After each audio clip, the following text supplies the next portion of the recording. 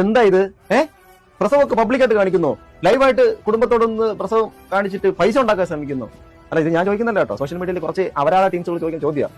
ഞാൻ നോക്കിയിടത്തോളം ഒരു ഇൻഫ്ലുവൻസർ എന്നുള്ള രീതിയിൽ കേരളത്തിൽ വ്യക്തമായി പറയാൻ വേണ്ടിയിട്ട്, അടിവരായിട്ട് പറയാൻ വേണ്ടിയിട്ട് പറ്റുന്ന ഒരു പെൺകുട്ടിയാണ്, ഒരു സ്ത്രീത്വമാണെന്ന് അടിവരായിട്ട് പറയാം. അത് നമ്മുടെ ദിയാകൃഷ്ണനെ കുറിച്ചാണ്. വേറെ സമൂഹത്തിന്റെ മുമ്പിലേക്ക് ഇത് ആ കുട്ടിയും ആ കുടുംബവും എസ്പെഷ്യലി അതിന്റെ പങ്കാളിയായിട്ടുള്ള അശ്വിൻ, എനിക്ക് അശ്വിനോട് ഭയങ്കരമായിട്ടുള്ള മതിപ്പാണുള്ളത്. സീരിയസ് ആയിട്ട് ഞാൻ പറയാം.